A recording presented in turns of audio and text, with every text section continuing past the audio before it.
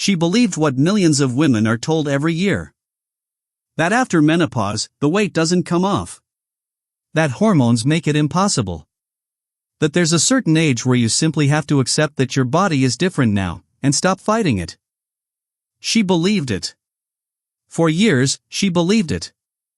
Until a conversation on a Florida beach changed her mind and changed her life. This is Paulette Szalay's story. And by the end of this video, you may find that some of what you've believed about your own body needs to be questioned too. The menopause weight myth. First, let's address something that gets said far too often to women over 50, often by well-meaning people, sometimes even by doctors who have simply stopped looking for better answers. Your metabolism is just slower now.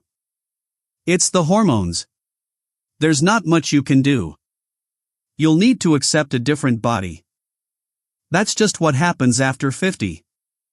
These statements contain some truth, and that's exactly what makes them so believable and so dangerous. Menopause does cause hormonal shifts that affect how the body stores fat, particularly around the abdomen. Estrogen decline changes where fat is distributed, often shifting it from the hips and thighs to the midsection. Metabolism does slow with age, partly due to natural declines in muscle mass, which is metabolically active tissue. Sleep patterns often become disrupted, and disrupted sleep is closely tied to increased hunger hormones and cravings. These are real, measurable, documented factors.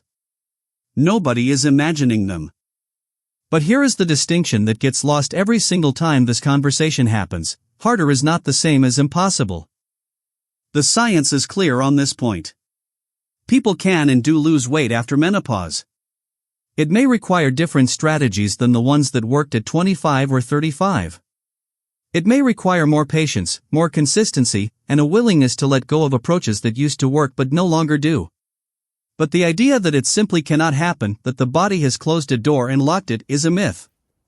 And it is a myth that keeps too many capable, determined women from even trying. Think about what that myth actually does. It doesn't just describe a harder path. It tells women there is no path at all. It gives permission to stop. It turns a biological adjustment into a life sentence. And for many women, once that belief takes hold, it becomes self-fulfilling, because why would you put in sustained effort towards something you've already been told is impossible? Paulette Szalay is proof that the myth, left unchallenged, can cost you years. And she is also proof that the myth, once challenged, can be dismantled. Paulette's life before. Paulette had lived the way many women in their 50s and 60s describe when they talk honestly about this stage of life, gradually accepting a body that felt increasingly out of her control. It didn't happen all at once. It happened the way most things happen, slowly, in small moments that added up over years. A pair of jeans that used to fit. A photograph she didn't like. A flight of stairs that left her more winded than she remembered being. None of these moments were dramatic on their own. But together, they told a story she started to believe, that her body had changed permanently, and there wasn't much left to do about it except adjust her wardrobe and her expectations. She had tried to lose weight before. More than once. She had counted calories the way she'd done in her 30s. She had tried cutting portions. She had tried walking more. And for a while, small things would shift, a pound here, a little more energy there, but the results never seemed to match the effort. The number on the scale would creep back. The waistband would still feel tight. And each time that happened, the belief that her age was working against her took root a little more firmly.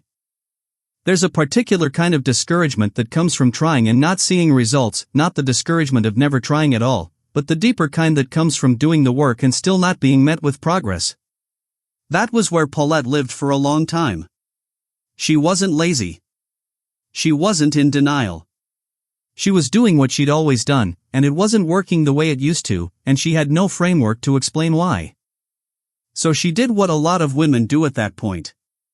She stopped calling it a battle and started calling it acceptance.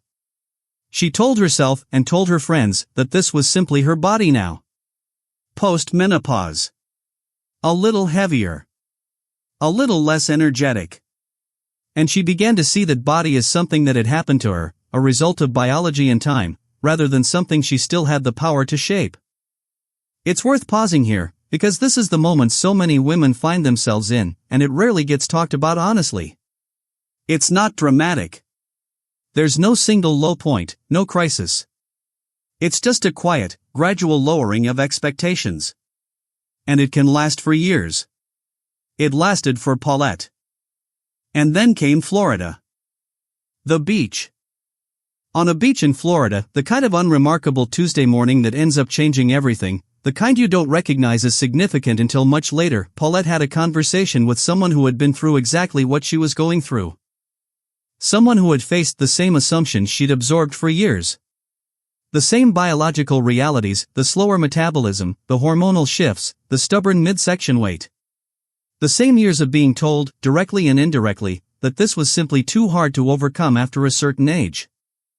And who had proved otherwise. Not through some extraordinary shortcut. Not through anything that sounded like a miracle. Just through sustained, informed effort that respected what her body actually needed at this stage of life, rather than fighting against outdated assumptions about what should work. The details of that particular conversation were private, and they still are. Some moments belong to the people who lived them, not to an audience. But its impact was not private at all. It rippled forward into everything that came after. Paulette left that beach with something she hadn't had in years: belief. Not certainty. Not a plan. Not even confidence, really not yet. Just the smallest, most fragile renewed sense that maybe it was possible. That the story she'd been telling herself, the one about her body being permanently out of her control, might not be the only story available to her. That flicker of belief doesn't sound like much when you describe it out loud. But it was enough. It was enough to make her try again. And critically, it was enough to make her try differently this time, because the conversation hadn't just given her hope, it had given her a hint that the approach mattered as much as the effort. Sometimes that's all a turning point is.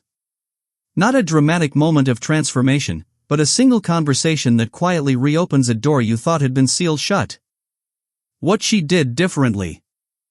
Paulette approached her transformation with a new understanding, one that reframed everything. Her body at this stage of life required a different strategy than the one she might have used at 35.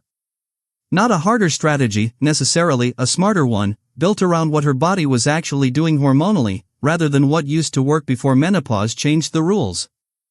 She started by working with professionals, a doctor and a nutritionist, to actually understand her hormonal landscape rather than guessing at it.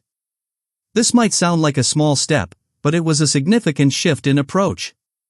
Instead of applying a generic diet plan, she got a clearer picture of how her metabolism, her insulin sensitivity, and her hormone levels were actually functioning. Knowledge replaced assumption.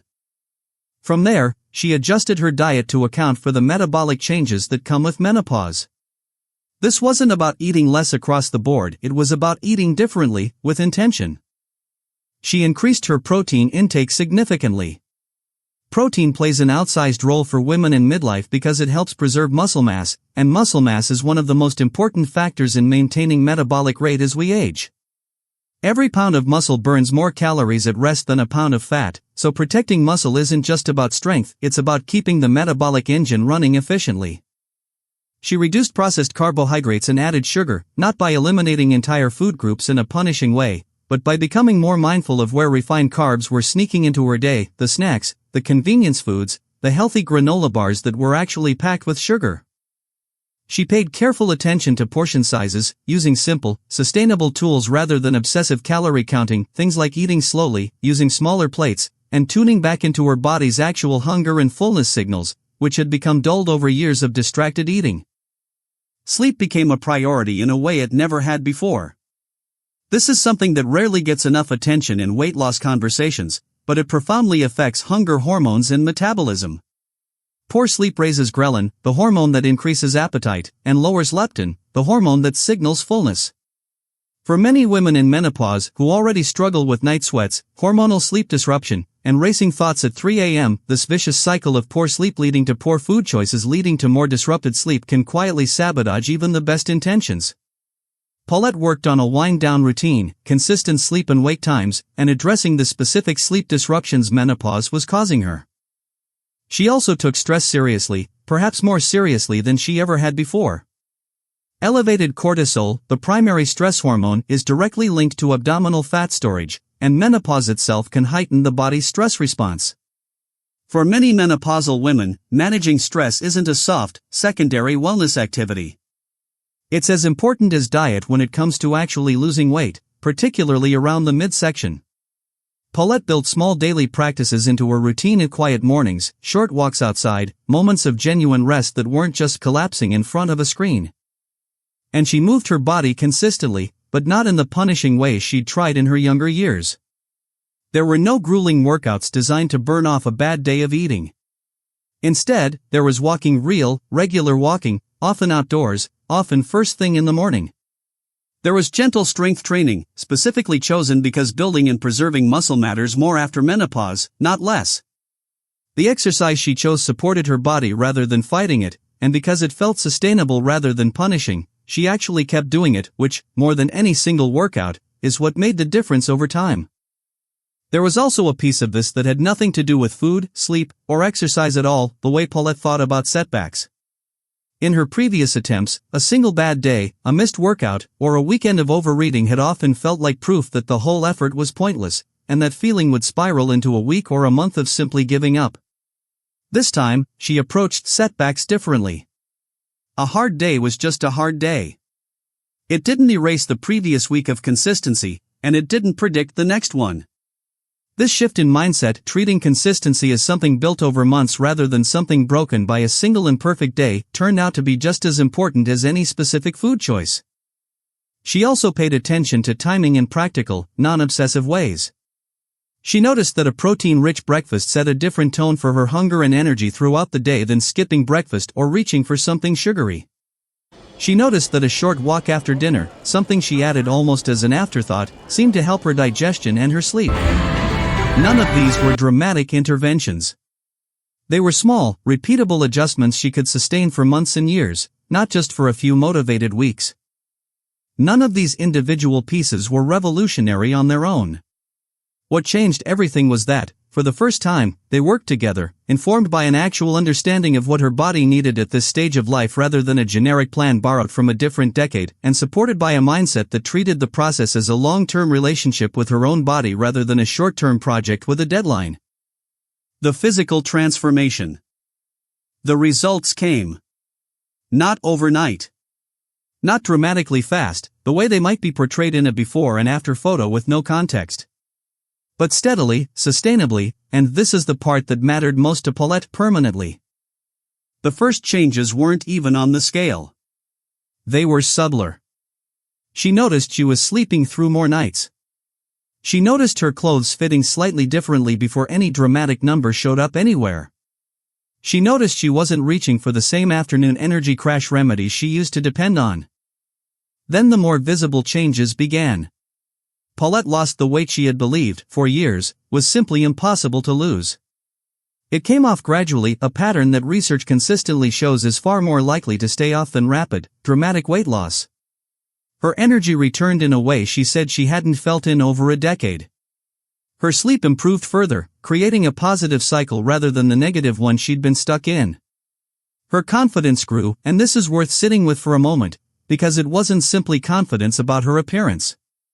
It was a different, deeper kind of confidence, the kind that comes from proving something to yourself that you had stopped believing was possible. She had done what she'd been told, by well-meaning people and by her own internal voice, couldn't be done. There's something important in how she describes this period now. She doesn't talk about it as a dramatic before and after. She talks about it as a slow rebuilding of trust in her body's ability to respond, trust in her own capacity for consistency, and trust that the discouraging years before hadn't been a life sentence.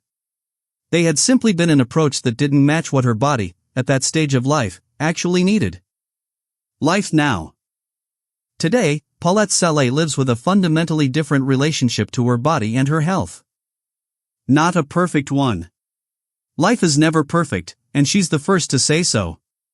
There are still days that are harder than others. There are still moments where old habits or old doubts try to creep back in. Weight maintenance, like weight loss, is an ongoing practice rather than a finish line, and she treats it that way, without the all-or-nothing thinking that so often derails people after they've reached a goal. But her relationship to her body now is grounded in something she didn't have before, the knowledge that it is still capable of change. That age is not a sentence. That the body she has at this stage of life is not a downgrade from some earlier, better version of herself, but simply a different system that responds to different inputs. She walks most mornings, often near the water, because it's become something she genuinely looks forward to rather than something she forces herself to do. She's more attentive to her sleep than she's ever been in her adult life. She still enjoys food in many ways. She says she enjoys it more now, because she's more attuned to what actually makes her feel good rather than eating on autopilot. And she carries with her, every day, the memory of that conversation on a Florida beach, the beginning of something she says she will carry for the rest of her life.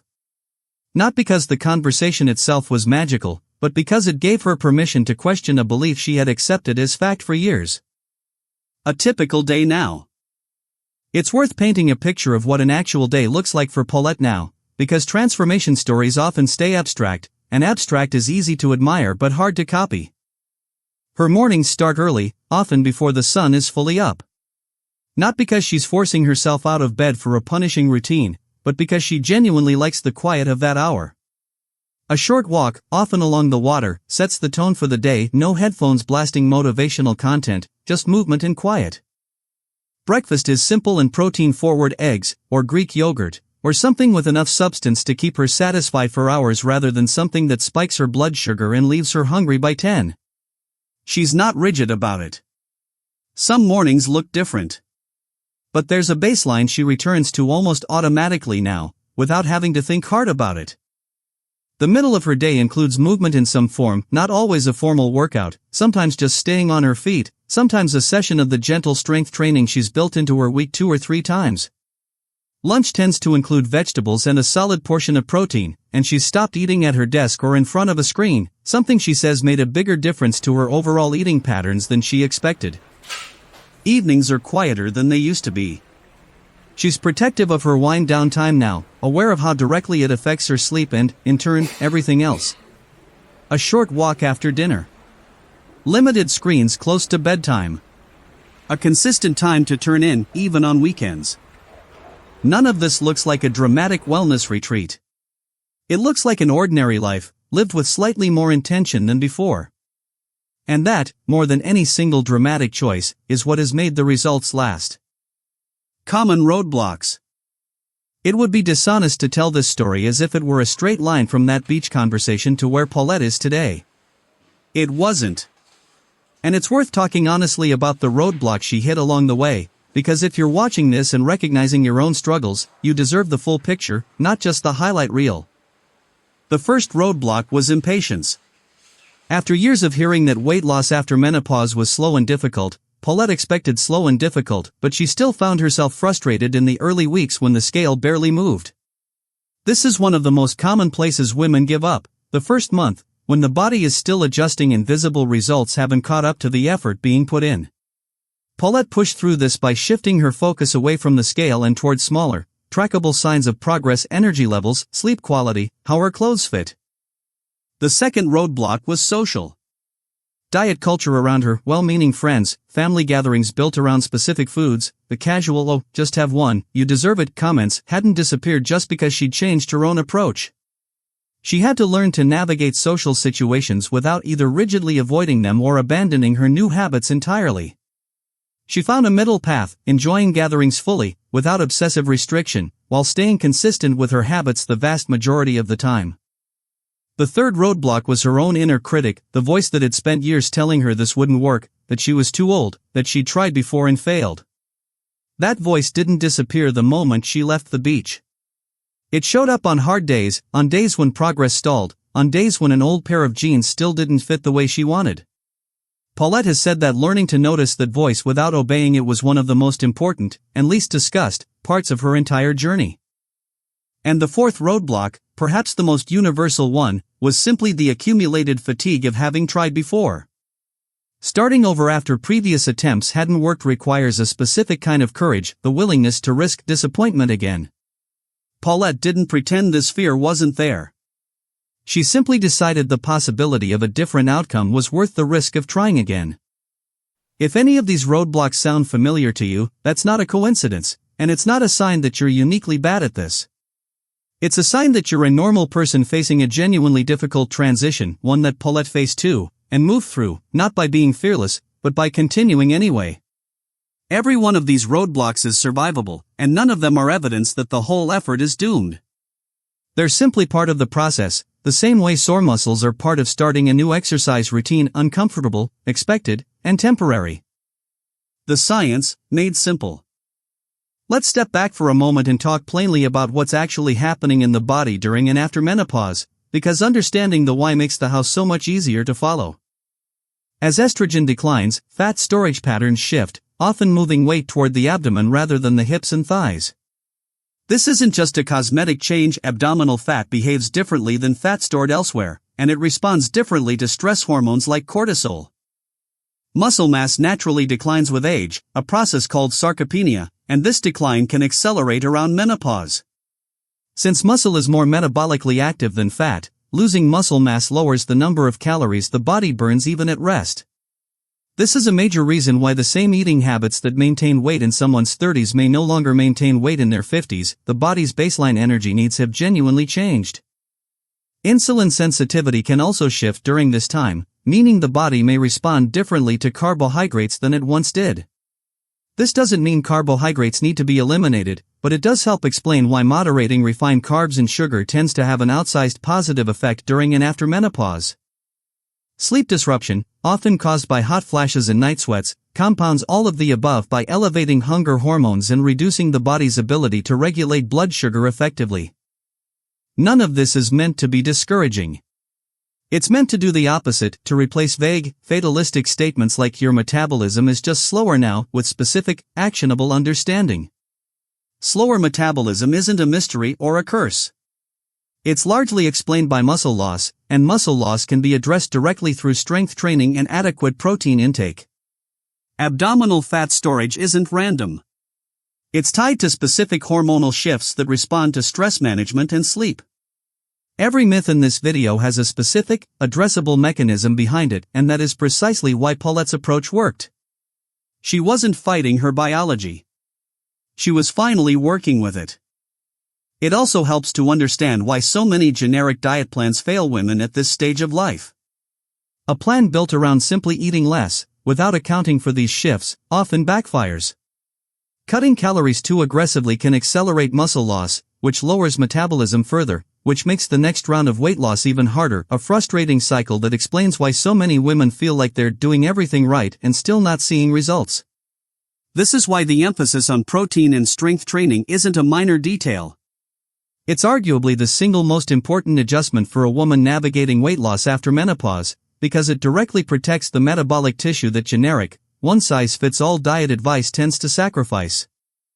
Understanding this doesn't require a medical degree, and it doesn't require an expensive team of specialists, though working with professionals, as Paulette did, can certainly help. What it requires is a willingness to stop applying decades-old assumptions to a body that is operating under new hormonal conditions, and instead asking a simple, practical question: what does my body actually need right now? It is not too late. If you are a woman who has been told that weight loss after menopause is impossible, this video is for you. It is not impossible. It is harder, in specific and identifiable ways, and it may require specific strategies tailored to your hormonal reality rather than the approaches that worked for you decades ago. But it is not beyond you. It was not beyond Paulette, even after years of believing otherwise. Paulette Szalay proved that a chance conversation on a beach could rewrite what she believed about her own body, not because the conversation contained some secret formula, but because it gave her permission to question a story she had accepted as unchangeable fact. What conversation, what story, what single moment of proof might rewrite yours? Maybe it's this video. Maybe it's a conversation you have this week with someone who has been where you are. Maybe it's simply the decision, made quietly and without fanfare, to try again differently this time, with a better understanding of what your body actually needs at this stage of life. Paulette didn't have a perfect plan when she left that beach. She had a flicker of belief, and she let that flicker be enough to take the next step. She didn't wait until she felt fully confident, or fully informed, or fully ready. She simply let a small amount of hope be enough to act on, and she built the rest, the knowledge, the habits, the confidence along the way. That's available to you too. Not a guarantee of an identical outcome, because every body and every story is different, but a genuine, evidence-backed possibility that deserves more than a passing dismissal. The version of you that has already decided this is impossible is working from an outdated, incomplete story. The version of you willing to question that story, even just a little, is the one who gets to write what comes next. Please like and subscribe for more real transformation stories every week.